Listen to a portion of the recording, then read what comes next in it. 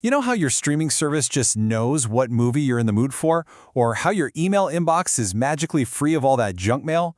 Well, that's not magic. It's AI. And the engine behind it all is something called machine learning. So let's pull back the curtain and see exactly how these machines actually learn. At its heart, machine learning is really all about teaching computers to learn from experience, kind of like we do, but on a totally massive scale. We're going to dive into the 5 main ways they pull this off, and each one has its own pretty amazing strengths and uses. So here's our game plan. We're going to start with the models that need a lot of human handholding. Then we'll see what happens when they start finding patterns all by themselves.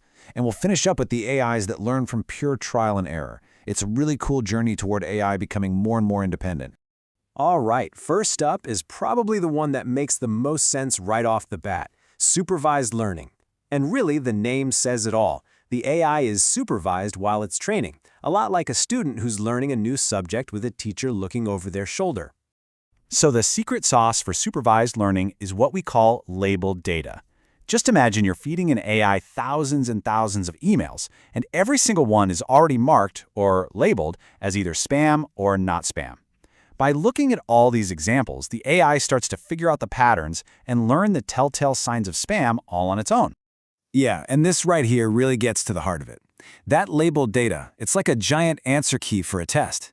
It's how the AI learns to categorize new stuff it's never, ever seen before. It's a really direct, straightforward way of teaching a machine.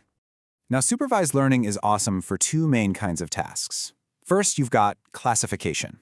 Think of this like sorting things into different boxes. Is this picture a car or a bus? Is this email spam? Then you have regression, which is all about predicting a number. Things like, what's the price of this house going to be? Or, what's the temperature tomorrow? And here's what's really clever. The AI doesn't just spit out a simple yes or no. Instead, it gives you a confidence score. So it might say, I'm about 85% sure this photo is a dog. And that little bit of nuance is so important because it lets the system, and us, understand how certain it is about its own predictions. Okay, but what happens when you don't have that answer key? What if you just throw the AI into a giant sea of data and tell it to figure things out for itself? Well, that is exactly the problem that unsupervised learning was built to solve. For this one, I want you to think of the AI as a detective showing up at a crime scene with 0 clues to start with. It just has to sift through all of the evidence, that's our unlabeled data, and find all the hidden connections, the weird patterns, and the underlying structure all by itself. And you can see the magic of it right here. You've got this chaotic jumble of different shapes and colors going in on one side, and on the other, the AI has sorted them into these neat, meaningful groups. And it did that with no help from us. Okay, check out this example with dog photos. The AI might look at a million pictures and start grouping them by, say, ear shape first. Then it might do another pass and group them by fur color. By layering all these different features it finds, it can actually start to identify different breeds without ever being told what a golden retriever is.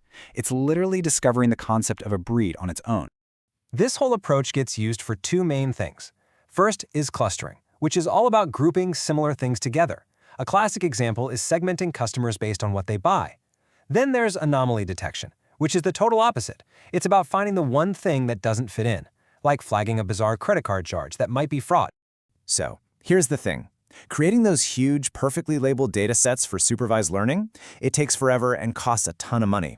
That big challenge is what led to a couple of really clever solutions that kind of mix and match our first 2 models.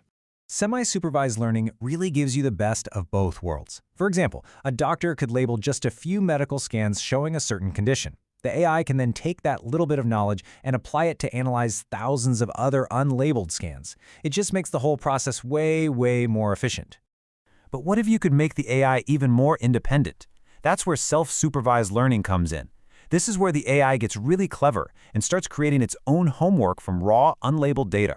It's so cool how this works. The AI takes a sentence, like the cat sat on the mat, and basically makes a puzzle for itself. It hides one of the words, and then its job is to predict what that missing word is. By doing this millions and millions of times, it starts to learn these incredibly deep patterns about grammar, language, and context.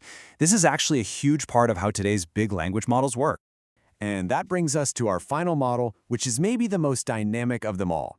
This is where the AI doesn't learn from a pile of data, but by actually doing things in the world and learning from the outcomes. Honestly, this is almost exactly like teaching a dog a new trick. When the dog does the right thing, it gets a treat. That's a reward. When it does the wrong thing, well, it gets nothing. Over time, it learns the sequence of moves that gets it the most treats, the biggest reward.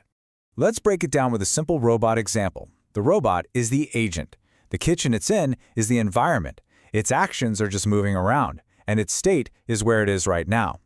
So the robot just starts exploring randomly, but when it stumbles upon the orange juice, bam, it gets a huge reward.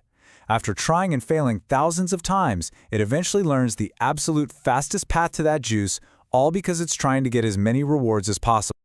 And this method is an absolute game changer for training AIs that have to adapt on the fly. It's the secret sauce behind teaching robots how to walk, how AI mastered super complex games like chess and Go, and even how automated systems make split-second trading decisions. So if you step back and look at the whole journey, there's this really clear path. We went from models that are basically like students needing a teacher, all the way to explorers that can chart their own course. And that progression, that's a huge leap toward creating truly independent AI. So let's do a super quick recap. Supervised learning uses that answer key for stuff like filtering spam. Unsupervised learning finds patterns all on its own, which is perfect for things like customer segmentation. The hybrids, semi and self-supervised learning, use a little bit of labeled data or create their own puzzles, powering things from medical imaging to huge language models. And finally, reinforcement learning teaches AIs through trial and error, which is the driving force behind modern robotics and gaming AI.